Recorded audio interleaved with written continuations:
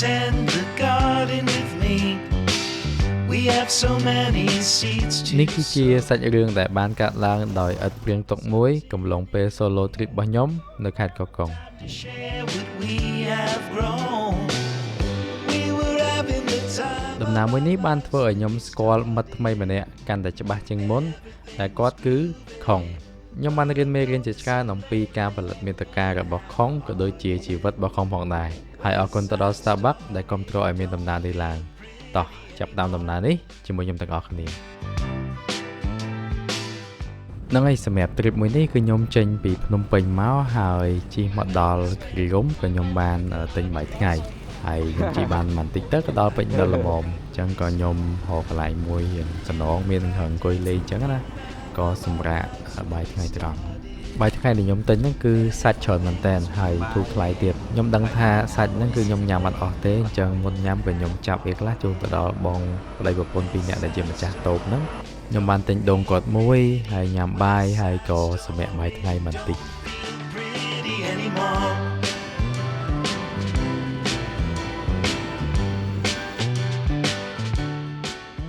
ខ្ញុំសម្រាប់បាយថ្ងៃហើយក៏មានកម្លាំងឡើងវិញក៏បន្តដំណើរទៅមុខទៀត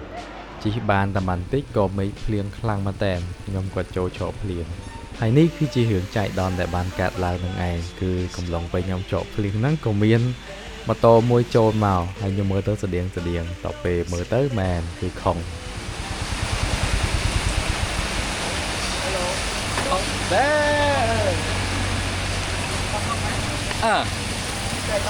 ទៅ Starbucks មុនមែនឃើញវាក៏ឈប់ច្រកភ្លៀងហើយចូលមកខ្ញុំរៀបទៅហ្នឹង ទីទៅគឺអត់មានរៀបផែនការទុកមុនទេជិះមក solo រៀងខ្លួនក៏ជួបគ្នាតាមផ្លូវដែលមើលទៅមេឃដូចជាមិនរាំងភ្លៀងទេក៏សម្រេចចិត្តជិះទៅពីរនាក់ទាំងភ្លៀងតែម្ដង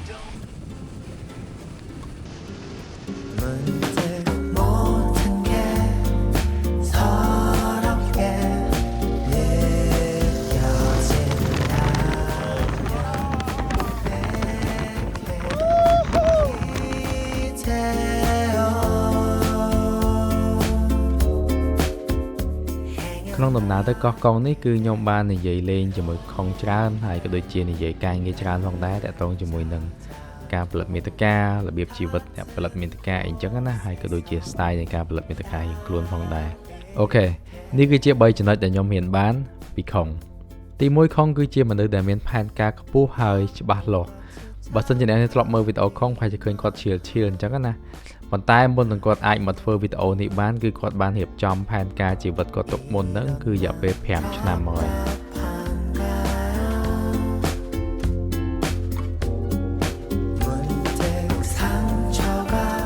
ទី2គឺគាត់តែងតែធ្វើការសង្កេតជាមួយខ្លួនឯងតើគាត់ស្រឡាញ់អីគាត់ចូលចិត្តធ្វើអីបន្ទាប់មកគឺគាត់ចាប់ផ្ដើមរកការងារធ្វើដែលវាតាក់ទងជាមួយនឹងអ្វីដែលគាត់ស្រឡាញ់ហ្នឹងតែម្ដងហើយទី3គឺការហ៊ានធ្វើការសម្រេចចិត្តដើម្បីកំណត់គោលដៅខ្លួនឯងបន្ទាប់មកទៀតជាក់ស្ដែងគឺបន្ទាប់ពីគាត់ធ្វើការពេញម៉ោងអស់រយៈពេល5ឆ្នាំទៅលើជំនាញដែលគាត់ចង់ធ្វើហ្នឹងគឺតាក់ទងមួយការផលិតវីដេអូហ្នឹងឯងពេលមួយគឺគាត់មានអារម្មណ៍ថាគាត់ជឿជាក់ខ្លាំងគាត់គិតថាគាត់អាចទៅរួចគាត់ក៏បានឈប់ធ្វើការពេញម៉ោងមកធ្វើវីដេអូពេញលេញដែលមកដល់ពេលនេះគឺ1ឆ្នាំកន្លះគឺជិត2ឆ្នាំហើយជាទូទៅខ្ញុំចង់ឲ្យគ្នាយើងអ្នកដែលគាត់ចង់ធ្វើអីមួយគាត់គួរតែមាន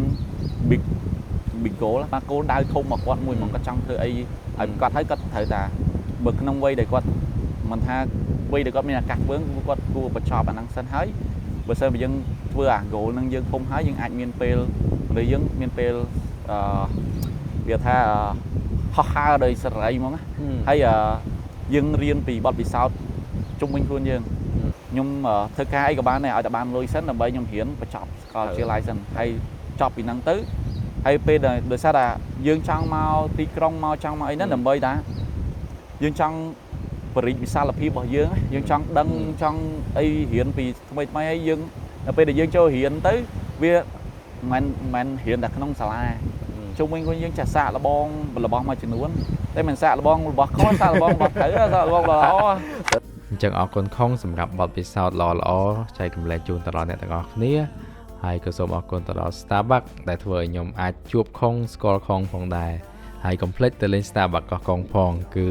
ផ្លូវស្អាតទេសភាពស្អាតថ្ងៃលេងស្អាតនិយាយទៅគឺ the best of the best អរគុណអ្នកនរគ្នា